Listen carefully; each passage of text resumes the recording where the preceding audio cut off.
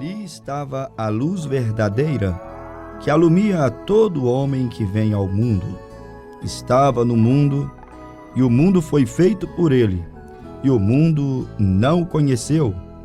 Veio para o que era seu, e os seus não o receberam, mas a todos quantos o receberam, deu-lhes o poder de serem feitos filhos de Deus, aos quais creem no seu nome.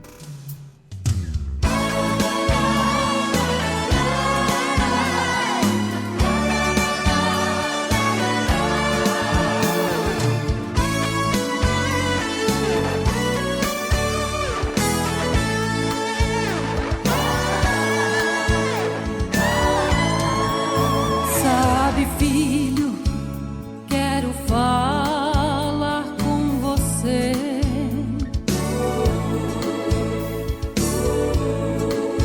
Tenho visto teu lamento, tua dor. Você diz: Senhor, não vou suportar, pois a luta é tão grande, estou quase a desanimar. Olha, filho, tu já leste minha história, que eu deixei um trono de glória pra morrer por ti. Lá na rua central de Jerusalém, cada passo que eu dava, a marca do meu sangue ficava também. Uma coroa de espinhos me colocaram, e com cravos pontiagudos naquela cruz me pregaram. Uma lança afiada me transpassou. Nesta hora de agonia, até o meu pai me desamparou. Uma lança afiada me transpassou. Nesta hora de agonia, até o meu pai me desamparou.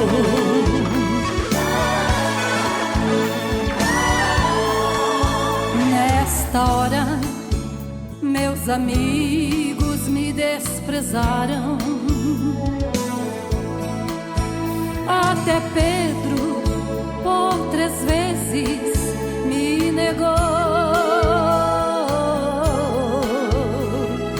Lázaro, o amigo que ressuscitei, procurei com os meus olhos, mas também não avistei. Tudo isso eu passei por te amar, pra que hoje eu pudesse te entender. Teus problemas todos posso resolver, basta somente crer, e a solução já chegou pra você. Se estás doente, eu sou o teu remédio. Se estás cansado, eu posso te aliviar. Eu venci, você também vencerá. Sou Jesus Cristo, o único que pode te ajudar. Eu venci, você também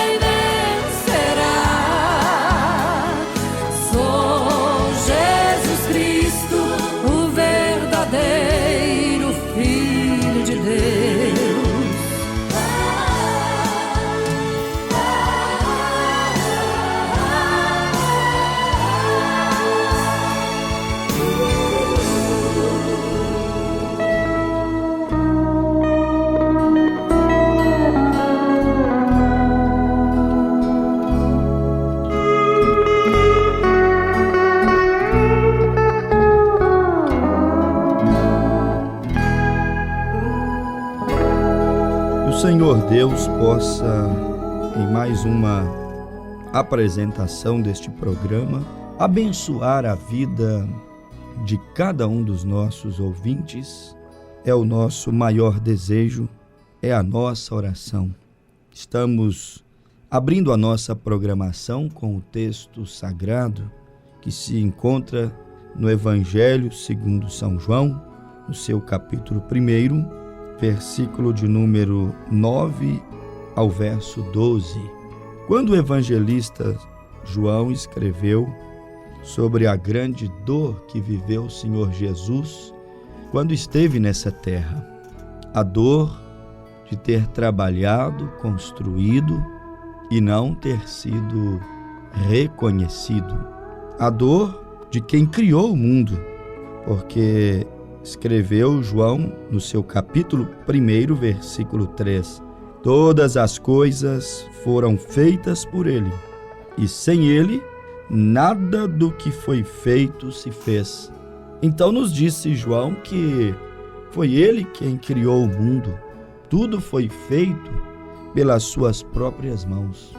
Isso está em João capítulo 1. E você olha para a beleza que é o mundo, você olha para céus e tudo que neles há, a perfeição do universo, a perfeição que há no sistema solar, a perfeição que há na terra, na natureza, na vida animal. Quando nós paramos para olhar quão perfeita, quão bela, quão inexplicável é toda a criação de Deus, eu digo inexplicável porque por mais que o homem tente desvendar, explicar, ele ainda assim, quando pensa que está muito adiantado e sabe demais, ele ainda assim está distante do que realmente está e significa esta tão profunda, esta tão bela criação de Deus. Tudo que está nos céus, terra, mares e que neles há. Cristo fez tudo isso. A Bíblia diz que todas as coisas foram feitas por Ele. Então o ouvinte há de concordar comigo que lá no livro de Gênesis, capítulo 1, quando a Bíblia disse Deus, haja luz e houve luz, quer dizer que aquele lá era o próprio Senhor Jesus? Porque a Bíblia diz que foi Deus quem criou tudo. A Bíblia diz que Ele é quem disse, haja luz e houve luz, haja luminares nos céus e houve, haja um luminar maior para governar durante o dia e um luminar maior para governar durante a noite, falando do sol e da lua. Quer dizer que aquele de Gênesis capítulo 1 que criou cada animal, cada réptil, peixe, aves, árvores frutíferas, ervas que deem frutos, conforme está relatando o livro de Gênesis, no capítulo 1. Quer dizer que aquele era Jesus? Sim, aquele era Jesus. Claro que ele estava em outra forma. Ele ainda não estava em seu corpo humano, que um dia veio nascer através de uma virgem. Mas Jesus, ele já era muito antes de que existisse céus e terra, qualquer criatura, qualquer anjo, antes de existir qualquer tipo de coisa que você puder imaginar. Jesus Cristo já era antes de tudo isso. Por isso que ele falou aos fariseus assim, antes de Abraão existir, eu sou. Mas ele estava em uma outra forma. Ele não estava em um corpo humano, mas era ele mesmo, na sua forma invisível. Era ele mesmo, como diz a Bíblia, Deus é espírito, e como espírito nós não podemos ver a Deus. Ali estava ele, naquela forma espiritual, naquela forma invisível. Então, meus amados ouvintes, ele criou tudo isso pensando nos seus filhos. É como um pai de família. O pai de família, ele sai pela madrugada, ele sai com chuva, com sol, com frio, com calor. Muitas vezes ele vai doente, ele vai indisposto, mas ele vai, porque ele quer construir, ele quer conquistar, ele quer fazer alguma coisa para alguém, construir para alguém, buscar para alguém. E o mínimo que aquele pai de família espera é o quê? É reconhecimento, é boa aceitação.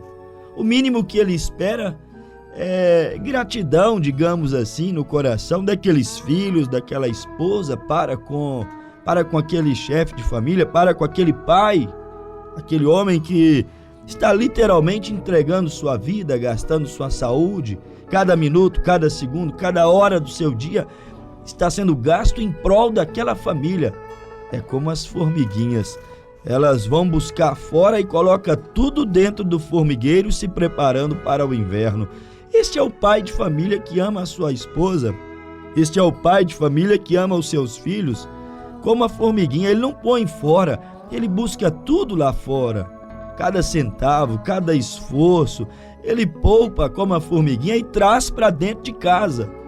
É por isso que as formigas nos dão uma lição. Salomão disse: vai ter com a formiga, ó preguiçoso. Salomão disse isso, está no livro de Provérbios. Vai aprender com a formiga, que trabalha, juntando para no inverno não lhe faltar absolutamente nada. As formiguinhas dão uma lição. E quando a carga é grande, junta várias delas para poder carregar aquela folha ou aquela frutazinha, aquela semente e levar para dentro de casa. E depois todas elas juntas repartem o pão que ela suou para poder conquistar, levar para dentro do formigueiro. O pai de família é assim. E o que ele espera? Gratidão. O que ele espera? Reconhecimento. Eu estou falando isso, fazendo alusão dessas coisas, para que a mente do nosso ouvinte possa se voltar para Deus agora. Deus que criou o mundo, criou os céus, criou a terra, criou a vida humana, criou os reinos, a vida botânica, a vida mineral, a vida animal. Deus que criou todos os sistemas e fórmulas de vida que existe dentro do planeta Terra. Este Deus que fez tudo isso, como aquele pai, ele espera alguma coisa de nós. Mas não há de ver, meus amados ouvintes, que um dia este Deus que tudo criou, este Deus que diz que dele é a terra e tudo que nela há, não há de ver que um dia este Deus resolveu vir à terra. E quando este Deus veio à terra, quando este Deus veio visitar os homens, ao invés dos homens recebê-lo de bom grado, coração aberto, agradecidos por ter tido o privilégio de receber Emanuel.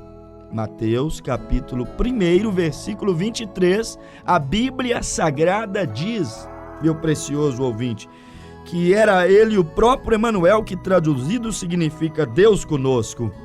Os homens tiveram Deus andando em pele humana, Deus andando em carne humana aqui nessa terra. Mas o que fizeram com ele? As dores emocionais, dizem os psicólogos, os especialistas, que provavelmente não haja uma dor tão terrível, um sofrimento tão desesperador como a dor da rejeição.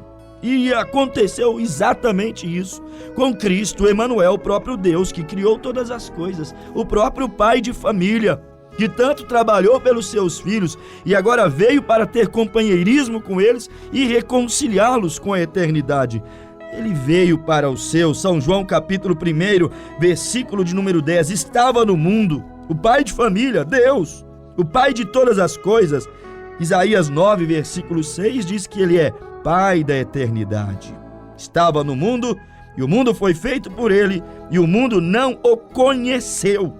Filhos que não reconheceram a bondade do Pai, pobres criaturas mortais do tempo que foram chamados de dura cerviz, porque não se inclinaram perante o seu Senhor, porque ele veio vestido com uma roupa simples demais. É como aquela filhinha, aquele filhinho que tem vergonha do seu pai, diante das suas amigas da faculdade, diante dos seus coleguinhas, suas amiguinhas, amiguinhos da escola. Não, mamãe, não vai não. Não, papai, não vai não. Constrangido com seus pais que entregam a vida, que perde a saúde para poder educá-la, estudá-la, para poder pensar no futuro dela, dele e fazê-los alguém um dia.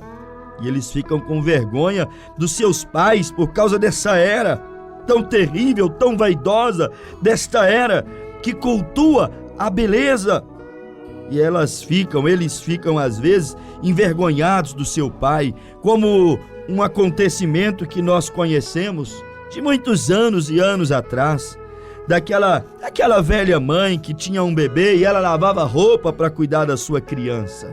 Aquela mãe que tinha que fazer faxina e lavar roupa e sofrer para poder cuidar da sua casa.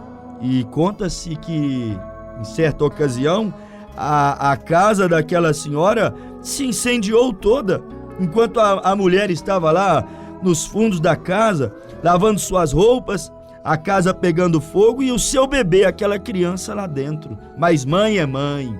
Mãe não olha se tem que sofrer, se tem que se queimar, se tem que passar constrangimento. Mãe faz tudo para poder ajudar o seu filho ou seus filhos. São assim os pais, verdadeiramente pais. E conta-se a história que aquela mãe desesperada, gritando, dizendo que o bebê dela estava lá dentro e a casa incendiando, ela entrou no meio daquelas chamas para salvar a sua criança.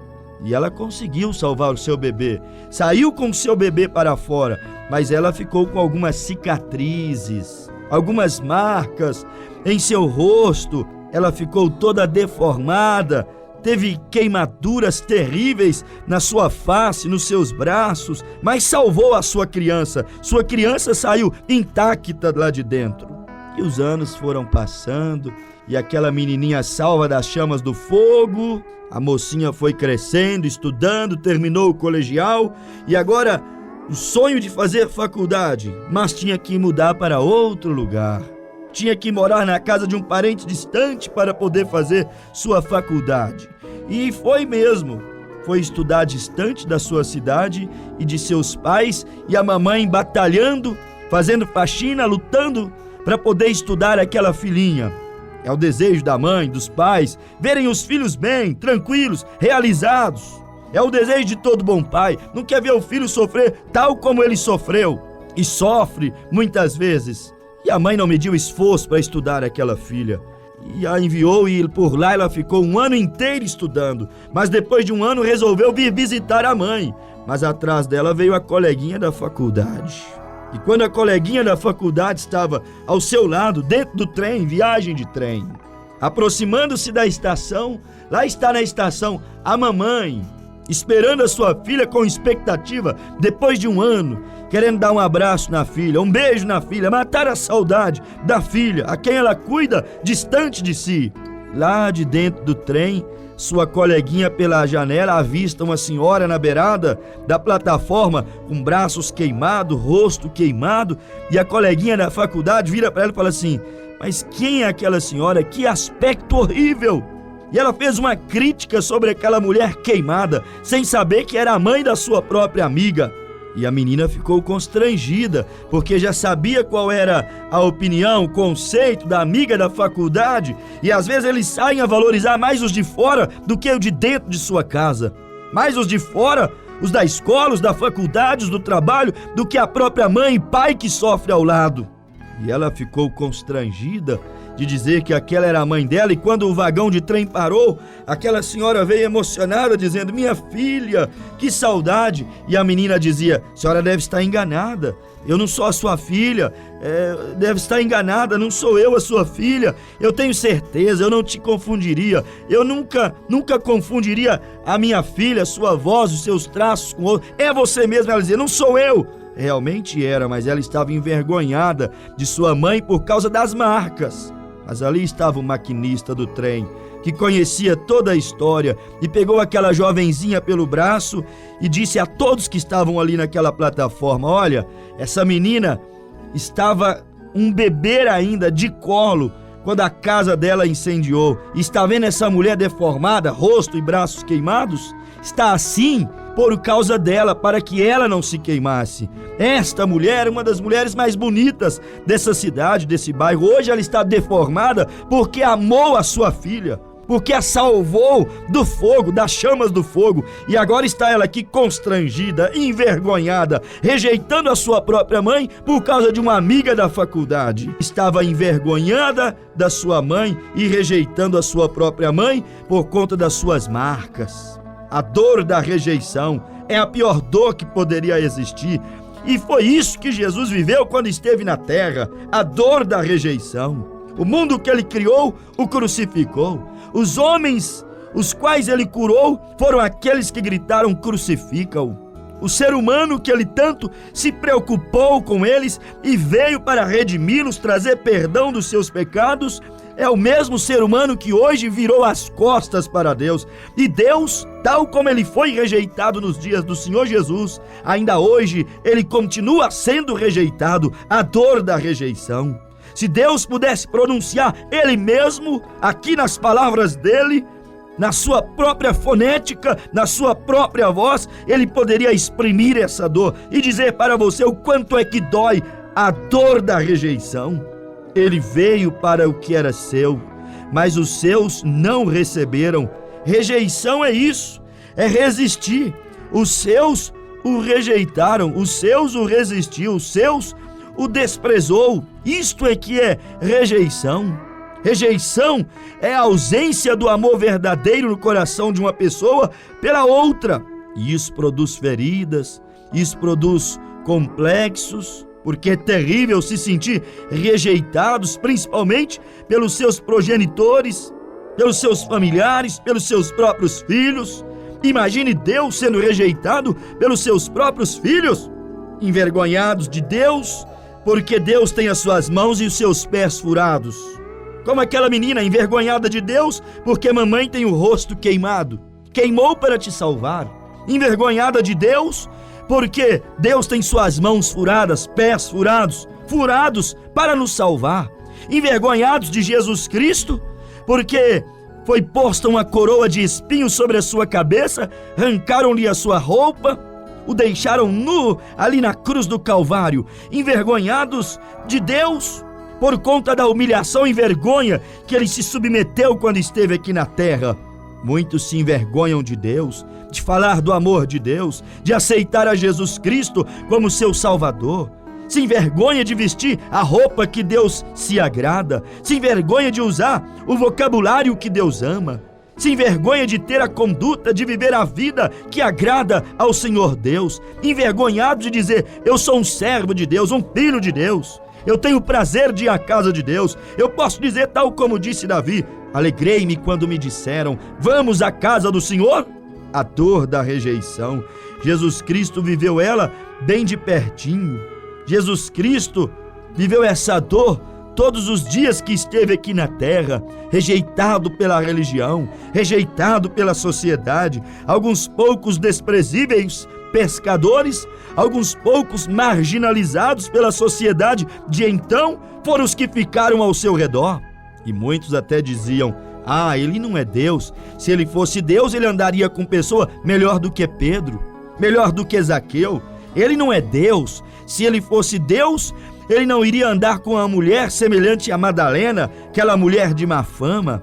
Ele não é Deus. Se ele fosse Deus, ele não permitiria aquela prostituta lavar e beijar os seus pés e enxugar com os seus cabelos como se aqueles cabelos fossem uma toalha. Ele não é Deus, senão ele não iria pousar, dormir na casa de Zaqueu. Olhe para vocês verem. Eles o desprezaram, mas ele encontrou uma gente. Ainda que fosse tida e chamada de gentinha, mas ele encontrou uma gentinha para lhe adorar, para lhe amar, para beijar os seus pés, para lhe servir. Por isso que a Bíblia diz: veio para o que era seu, mas os seus não receberam. Mas todos que o receberam, receberam dignidade para ser chamados filhos de Deus. Anás e Caifás, os sacerdotes, não receberam a Jesus, mas o Pedro recebeu. O Pedro, pescador temperamental. A Madalena recebeu, aquela mulher infamada, mas que se arrependeu dos seus pecados e amou a Jesus de todo o seu coração, porque Jesus a salvou da condenação. O mundo ali religioso de então o rejeitou. Herodes o rejeitou. Aquelas grandes figuras eminentes o rejeitou, mas houve alguém que o aceitou. E bem-aventurados são estes que, independente do quanto tenha sofrido aqui nesse mundo por falta de oportunidade, o quanto tenham sido escravizados pelo pecado e pelo vício, bem-aventurados são estes. Não importando o quanto o mundo os tem como pessoas vis, desprezíveis, Bem-aventurados são estes que, ao ouvir a palavra de Deus, eles abrem os seus corações e dizem: fala, Senhor, porque o teu servo ouve. Fala, Senhor, eu não terei vergonha da tua palavra. É tão bonito uma jovem que não tem vergonha de Deus. Por que você veste assim, mocinha? É porque eu amo a Jesus. Por que você age assim, jovem? É porque eu creio no Senhor Jesus. Creio que um dia Ele veio à terra, morreu para poder me salvar. Hoje eu quero ser uma oferta agradável ao Senhor. Quero ser um sacrifício suave, santo, agradável às suas narinas. Não se envergonhe de Deus. Não rejeite a sua palavra. Não cause mais dor em Deus, além daquelas dos cravos nas mãos e nos pés, além daqueles açoites que os romanos os submeteu. Não cause mais dor em Deus, além daquela coroa de espinho. Não cause a dor da rejeição, do desprezo em Deus. Hoje mesmo Ele está sendo oferecido para você. A vida que tu tens, foi Deus quem te deu. A saúde que tens, foi Deus quem te deu. Tudo o que você tem, não importa quão pouquinho seja, foi Deus quem te deu. Você deveria tributar a Ele a tua vida em gratidão. Esse Pai, Deus, madrugou para você chegar aonde você chegou. Esse Pai, Deus, madrugou, sofreu, batalhou para que hoje você pudesse ter perdão de pecados. O Pai, Deus, batalhou, suou para que hoje você pudesse ter uma linguagem figurativa, a tua faculdade, pudesse ter a tua formação, pudesse ter a tua profissão, pudesse ter a tua independência profissional. Não é assim? Os pais se sacrificam para os filhos. Deixa de comer às vezes para filho comer. Deixa de vestir para filho vestir. Deixa de sair para filho poder sair. Os pais literalmente se sacrificam não por obrigação, mas por amor aos seus filhos. E o que se espera desse filho? Pelo menos um abraço e um beijo de gratidão. O que se espera dessa humanidade? Que pelo menos dobre os seus joelhos e confesse com a sua língua que Jesus Cristo é o Senhor, que Ele é o seu Deus, o seu Pai, o seu Salvador. Amigo pecador, não rejeite a Cristo. Hoje mesmo Ele está sendo oferecido para você. E a Bíblia disse: aquele que tem ouvidos, ouça o que o Espírito diz às igrejas. Você pode dizer isso aí agora?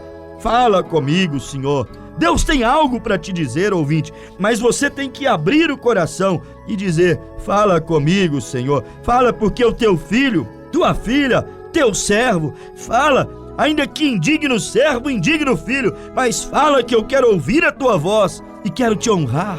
Fala, porque ainda que o mundo tem te rejeitado, o sistema religioso, a política tem te rejeitado, fala comigo, Senhor, porque o teu servo ouve. Eu quero te obedecer, eu quero te servir, eu quero te honrar. Deus ainda fala: deixe-o tocar o teu coração e venha causar em Deus grata satisfação em poder olhar para a tua casa, para a tua vida e testificar de ti diante dos anjos, diante do Pai, dizendo assim: valeu a pena cada chicotada, valeu a pena aqueles cravos nos pés e nas mãos, valeu a pena sofrer por ele, sofrer por ela, valeu a pena. Olha lá o meu filho, temente, íntegro, fiel, não importa o quanto ele sofre, ele é reto, fiel, temente, desvia-se do mal. Valeu a pena, ele me ama, ele me serve, ele testifica do meu nome. Meu amado ouvinte, receba Cristo no teu coração, em nome de Jesus Cristo, e conceda a Ele esta honra, este louvor de entregar a sua vida a Ele. Que Ele te abençoe neste programa de hoje, em nome de Jesus Cristo. Amém, Senhor.